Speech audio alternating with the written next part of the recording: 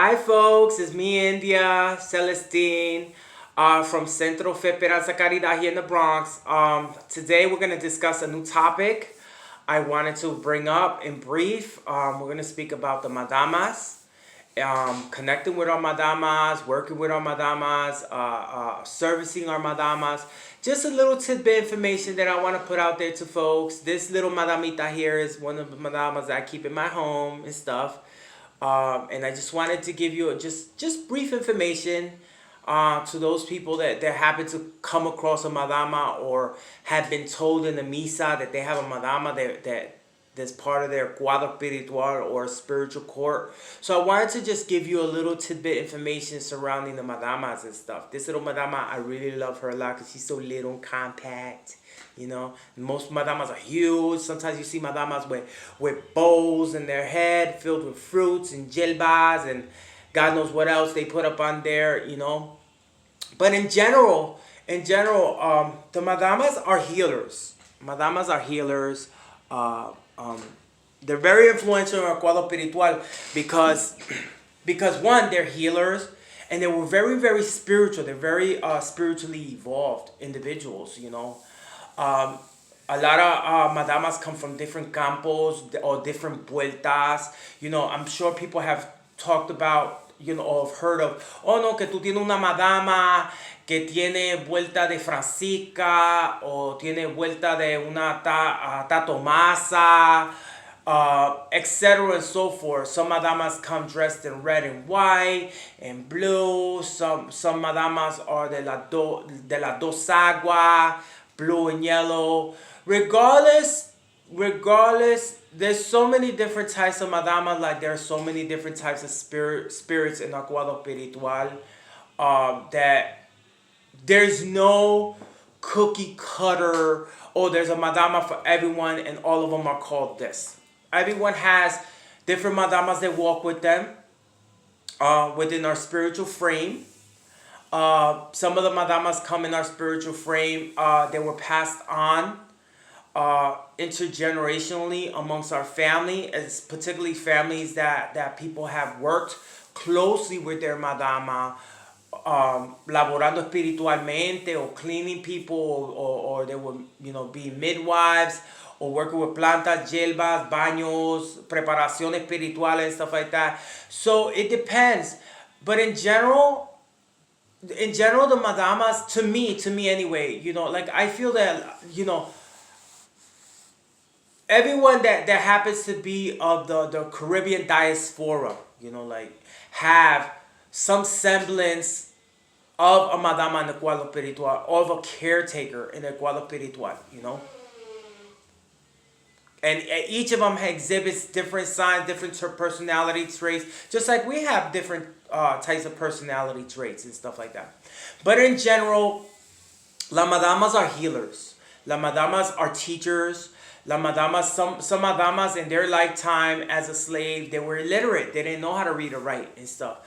But that did not illegitimize them as to what contributions they would make within our community, our members in our community and stuff, and also the influence they hold within our lives. The way we service our madamas are very vast. I'm just gonna give you some general context information surrounding madamas. One of the things that I've known about madamas, they tend to come to clean. They tend to come to clean, to get rid of bad energy, brujería, hechicería, malos pensamientos, cosas like things that are not conducive to our spiritual progress.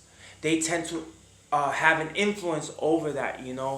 How do they clean? Madamas are very, they have different various methods. Some madamas clean with a tabaco. Some madamas clean with hierbas, like basically just slapping you down with some hierbas that you would throw humo de tabaco, or aguardiente, or cascarilla, or praying, meditating. Some madamas, they work with pañuelos, where they clean you with pañuelos, that they do similar things. Some madamas are santigüeras, or rezadoras, where they pray over you, they lay their hands on you. They use specially prepared brebajes or oils that are infused with certain hierbas or plantas, where they massage certain parts of your body to alleviate certain ailments as they have a lit candle, as they're praying over you. Um, the madamas are fairly easy to be able to service and to connect with. You know, there are prayers out there specifically for the madamas. I'm a type of person that I strongly do urge people when they're first starting out with their madamas to do look for the madama prayer. And they have a book. They have books out there where or you could even look online where they have la oración de las madamas, and you could basically recite this prayer as a form to try to ground you and to be able to gather your thoughts and stuff and create a focal point for you. But I don't feel that you should be dependent on that. Eventually you should develop a rapport with your madama. Some of the things that you could give your madama are the most basic things you could do for your madama is give her a cup of water. Understand? A cup of water, so she could be able to give her impressions, communicate, to refresh our paths, to bring clarity into our lives. Another thing that we could give our madamas is tobacco. Tobacco is one of those things that it makes us very intuitive to spirit. Understand? Defending the quality of this tobacco, but it's very good to offer her a tobacco. Like basically give her the things that she used to, or you feel inclined to give to her. You receive the imprints of things that you could possibly offer her. You could offer her a little basket of fruits. You could offer her a little basket of hierbas, like sweet baths, bitter baths, and just keep a little basket to her. Give her a little tin cup, a little metal cup, or a little. I'm a strong believer in giving my spirits, like specific type of spirits that were very nature based, whereas they worked a lot with plants and herbs and tobaccos and perfumes, colognes and stuff like that, and pañuelos. I like to give them things that are natural. Like I like to serve them in like a wooden bowl or a little tin cup, or little things like that. And you could offer her fruits, vegetables. You could offer her plants. You could put un ramito, like a little bunch of plants, like basil, in a little cup of water to her. Um, you could prepare little spiritual baths and stuff like that for yourself. And before you give yourself that bath, call forth the energy or the influence of your madama to be able to bless the bath by putting a little candle inside the bath, on a little reverse cup, and just put it in front of your little madama statue or your little image of your madama, to ask for her blessing as you give yourself this bath. Say Our Father, Hail Mary, or whatever personal prayers that you want to offer your spirit, so that she could intercede on your behalf, so she could assist you in your dreams, so she could assist you in giving you the impressions or the advice that you need, that you could apply in your daily life to better the circumstances surrounding your life. You could ask for spiritual evolution, for money, for prosperity. If you're not feeling good, you could ask for health. Because without health, we can't do nothing. So these are small little things that you could do with your madama and stuff that establish a rapport connection with your madama. Another thing that you could also do is that when you give yourself a little spiritual bath, or every so often, prepare a little bottle with like colonias or perfumes or agua florida, filled with sweet plants and stuff like that, and you could spritz her, or grab some un bañito espiritual that you prepare, a little sweet bath, and you could sprinkle it on her statue. Those are little things that you could do to create a connection, a rapport with your madama. Historically, madamas were the caretakers of the community. The madamas were the intermediaries between the community and oftentimes the slave masters. Even though she was limited in her rights, because most of the time the madamas were slaves, were oppressed, but they still held on to an influential role in the community and stuff. Oftentimes, people would go to their madama or the house slave or the madama to seek her counsel, to seek her wisdom, to seek her as, like, when somebody was having difficulties in childbirth. Because remember, in that era, the whole idea of having doctors and stuff like that was pretty much non-existent, and if there was doctors, the doctors had to travel from far and wide. These were country folks.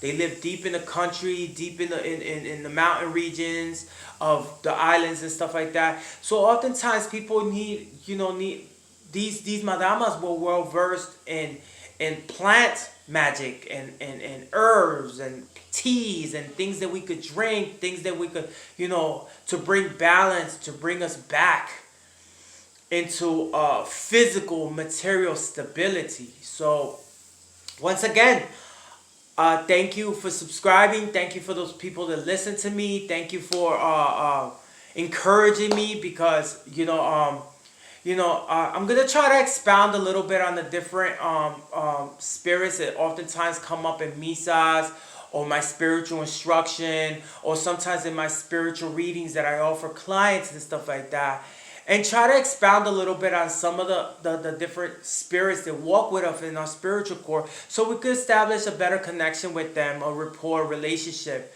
And like I always say to people,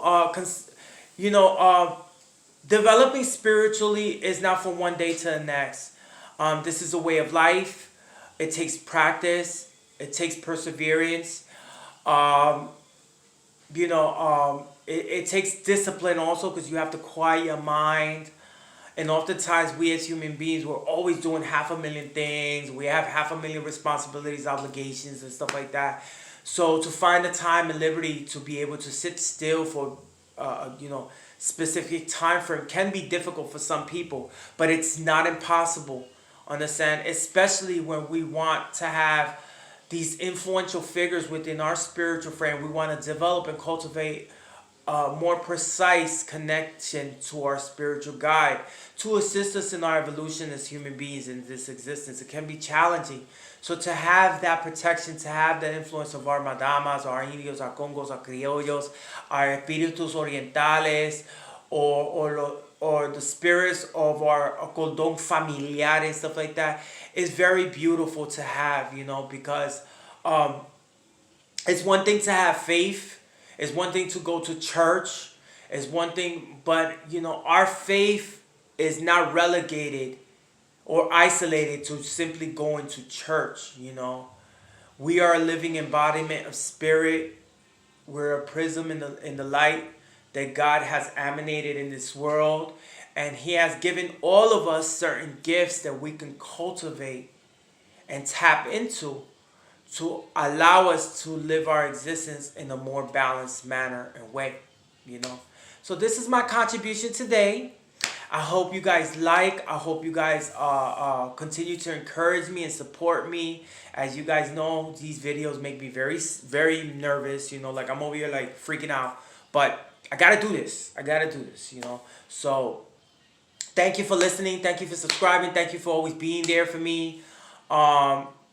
And just follow me, subscribe, share, and let's help one another. If you have any questions related to certain spirits and stuff like that, or any questions directly with me, or you want to schedule a reading with me, I'm going to provide all my information below.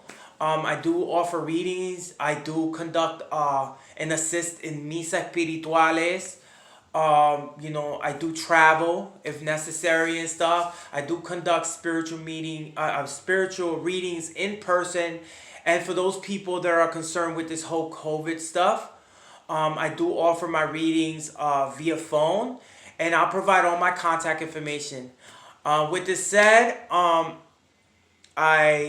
God bless everyone, que Dios me lo cuide, me lo acompañe a todo y reciba mucha luz, mucha bendición y muchas cosas bonitas de mi parte a ustedes. Que Dios me lo cuida a todo, a todo. Gracias.